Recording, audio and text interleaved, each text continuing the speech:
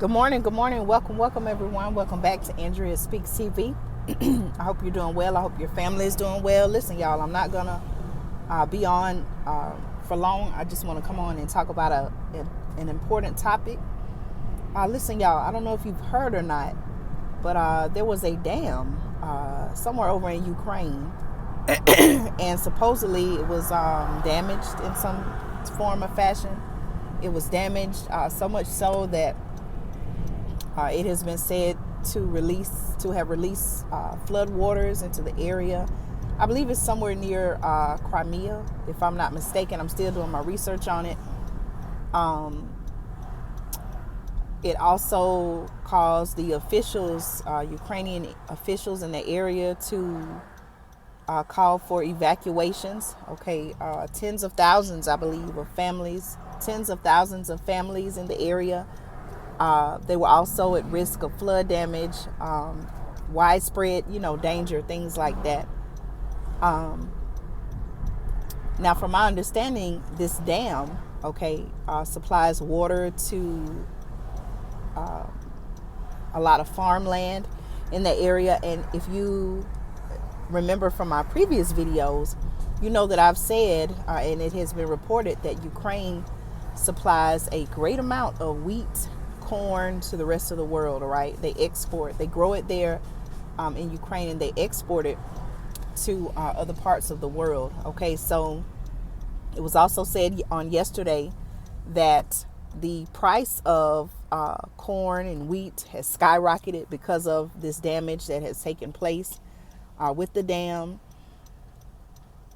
Ukraine, they said, is pointing the finger at Russia. Russia is pointing the finger at Ukraine as to how this happened. I think about it, and I mentioned this on the community tab yesterday. I say, wow, all the innocent families and children who are going through this, why is that happening? Why are they going through this? But then when you look at the bigger picture, at least for me, when I connect the dots, something just doesn't seem right about what happened. How is it that, this dam, like I said, how is it that this dam is somehow damaged? Both sides are pointing the finger at each other. A U.S. ambassador, a U.S. Official made a comment saying that it didn't make sense for Ukraine to damage the dam and harm its own people. But hey, I don't know. Could that very well be a possibility somehow? And we've seen from time to time here in our own country how it seems like, the leaders don't necessarily look out for the best interests of the people.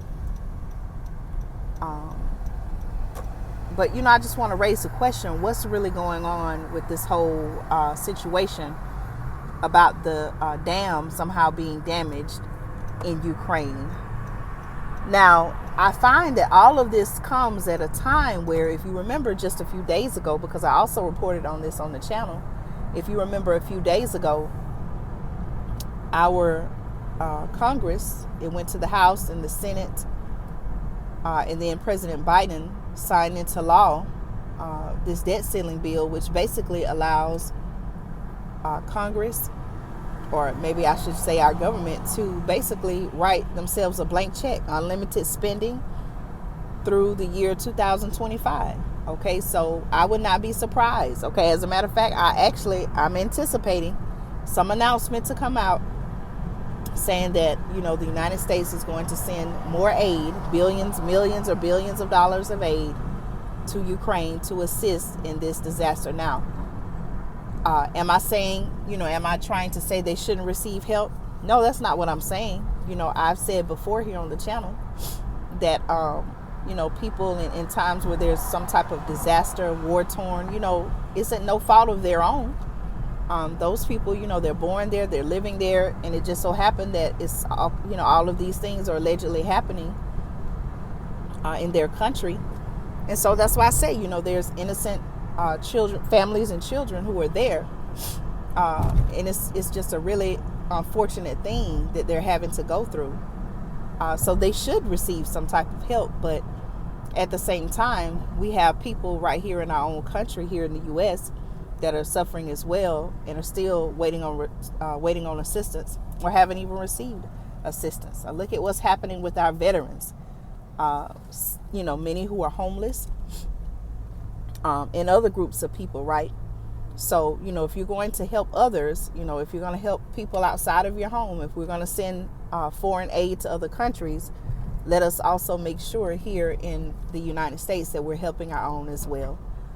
So I just want to let you know, okay, in case you go to the grocery store and you see the price of corn has skyrocketed, the price of corn, the price of wheat, don't be alarmed. I wanted you to know that, they're saying that this has allegedly happened in Ukraine.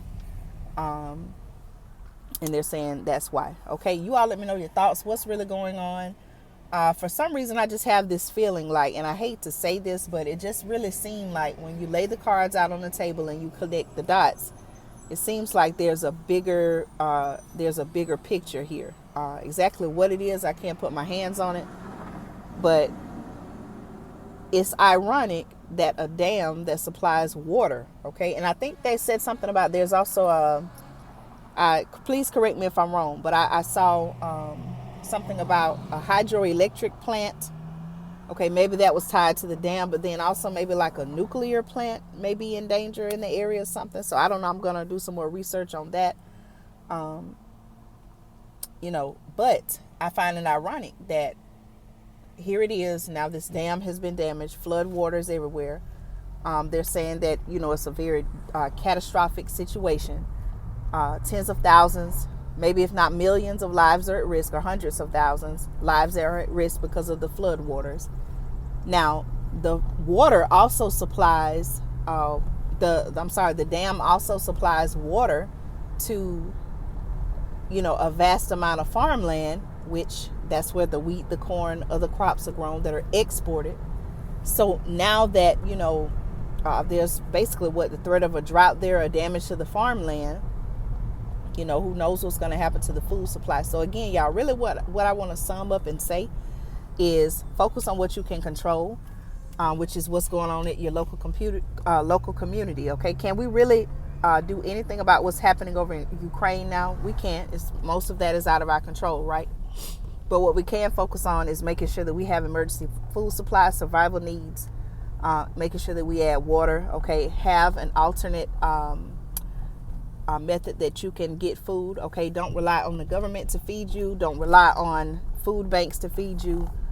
Do you have a home garden? Okay, if you don't have the space, have you researched how to grow food inside? There are many ways that you can become self-sufficient. Okay, I'll talk to y'all soon.